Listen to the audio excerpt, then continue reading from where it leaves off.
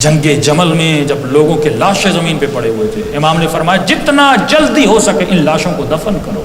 یہ ورژن اہل بیت کا ورژن ہے کہ مولا کیوں؟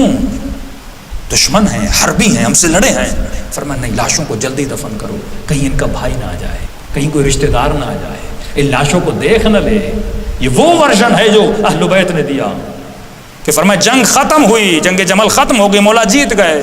مولا کے 2 سپاہی گھوڑوں پہ پھر بھی چل رہے تھے، امام نے فرمایا نیچے اتر آؤ، جنگ ختم ہو گئی ہے۔ یہ حیوان ہے، اتنا اس کی پیٹھ پہ نہ بیٹھا کرو، وہ بھی تھک جاتا ہے۔ یہ ورژن اہل بیت کا ورژن ہے۔ لیکن ایک ورژن یزیدی ورژن بھی ہے۔ جب یزید کی دادی نے سید الشہداء جناب حمزہ شہید ہوئے، حبشی کو بھیجا کہ جناب حمزہ کا جگر نکال کر لاؤ، وابن آکلۃ الاقباد، پھر خود پہنچی، اس جگر کو چبایا۔ عرب کی عادت تھی، یہ لاشوں کو مسلا کرتے تھے، بدن سے لباس کو اتارتے تھے، بے احترامی کرتے تھے، کان کاٹتے تھے، ناک کاٹتے تھے۔ یزید کی دادی نے جناب حمزہ کا ناک کاٹا، تاریخ کہتی ہے اس کو خشک کیا، خشک کر کے اس میں دھاگا ڈالا، دھاگا ڈال کے اپنے گلے میں پہنتی تھی۔ یہ وہ ورژن ہے جو یزیدی ورژن ہے۔ لیکن جب عمر ابن عبدوت کے لاشیں کو اس کی پہن گئی تو کیا دیکھا؟ عمر کی زرہ بھی ہے، عمر کا لباس بھی ہے، تو کہنے لگی عمر تو بڑا خوش نصیب ہے، تجھے کسی شریف نے مارا ہے۔ عرب جب مارتے تھے تو لاشوں کو پامال کر دیتے تھے۔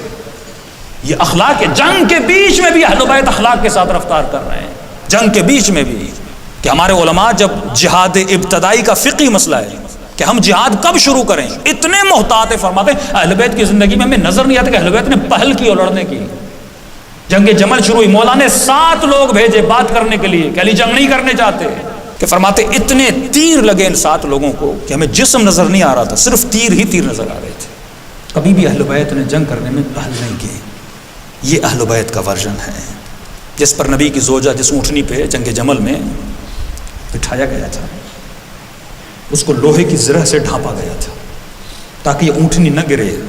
تقریباً ملتا ہے 1700 ہاتھ یا 70 ہاتھ کٹے تھے۔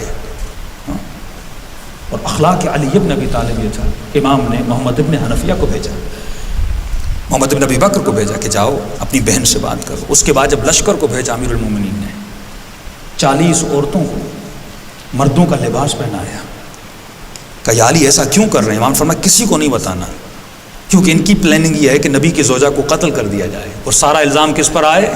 امیر المومنین پر آئے۔ جب انہوں نے دیکھا کہ 40 مردوں کے حصار میں جا رہی ہیں تو کسی نے جرت نہیں کی کہ حملہ کرے۔ اور جب نبی کی زوجہ نے اعتراض کیا کہ علی نے میرا احترام نہیں کیا، اس وقت نقاب اترے۔ 40 کی 40 عورتیں تھیں، اگر ایک مرد تھا تو ان کا بھائی تھا، اس لشکر میں تھا۔ پھر انہوں نے تعریف کی امیر المومنین کی۔ یہ اخلاق علی ابن ابی طالب تھا جنگ کے میدان میں۔ لیکن ایک اخلاق یزیدی اخلاق ہے، ایک اسلام کا ورژن داعش کا ورژن ہے، ISIS کا ورژن ہے، وہ ورژن جو گلوں کو کاٹتا ہے۔ اور وہ کیوں کاٹتے ہیں؟ کہتے ہیں ہمارے امیر المومنین یزید نے کاٹے تھے تو ہم بھی کاٹیں گے۔ ایک ورژن حسین ابن علی کا ورژن ہے کہ جب جناب حمزہ شہید ہوئے تو فرماتے پورے بدن پہ چادر چڑھائی گئی۔ جناب صفیہ جناب زبیر کی والدہ ہیں، رسول کے اور مولا علی کی پھپھی ہیں، پہنچتی ہیں تو امام نے کہا کہ زبیر جاؤ اپنی ماں کو سنبھالو۔ رسول فرماتے ہیں مجھے ڈر ہے کہ کہیں صفیہ حمزہ کو دیکھے اور اس کا عقل زائل نہ ہو جائے، بے ہوش نہ ہو جائے۔ زبیر نے کہا میں ماں کو نہیں روک سکتا۔ پھر مولا علی جاتے ہیں، وہ پوچھتی ہیں حمزہ کا، مولا بات کو نہیں بتاتے کہ زبیر شہید ہو چکے ہیں۔ پھر جب رسول ان کو بتاتے ہیں تو فرماتے ہیں کہ بی بی کا حال ایسا ہوا۔ پھر رسول نے سینے پہ ہاتھ رکھا، بالکل اسی طرح جس طرح امام حسین نے سیدہ زینب کے سینے پہ ہاتھ رکھا تھا۔ فرماتے زیادہ نہیں، صرف ان کی نگاہ جناب حمزہ کے پاؤں پہ پڑ گئی۔ فرماتے اسی غم میں رو رو کر جناب صفیہ دنیا سے چلی گئی۔ یہاں تک کہ رسول نے فرمایا جو کفار کی لاشیں ہیں ان کو بھی اٹھاؤ۔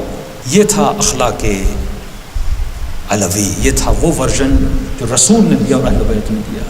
اب آؤ کربلا میں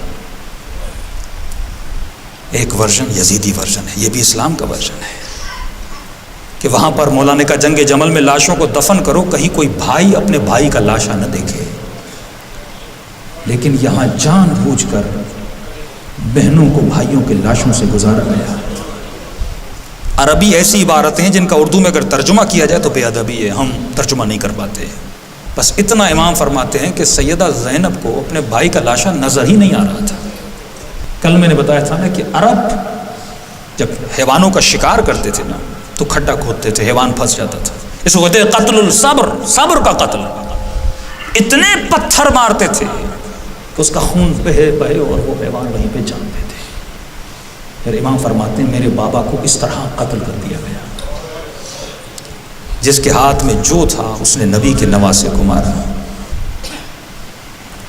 رسول خدا کی حدیث کا ہے مسلمان کبھی حیوان کو بھی منہ پہ نہ مارا کرو، لیکن نبی کی نواسیوں کو اور ان کے چہروں پہ ظالموں نے تماچے مارے۔ یہی دو ورژن ہیں۔ شکر خدا کرو کہ اس مکتب کے ماننے والے ہو جس میں رحم ہے، اس مکتب کے ماننے والے ہو جس میں کرم ہے۔ یہ نعمت پروردگار عالم ہے، صد سجدے بھی کیے جائیں تو یہ سجدے کم ہیں۔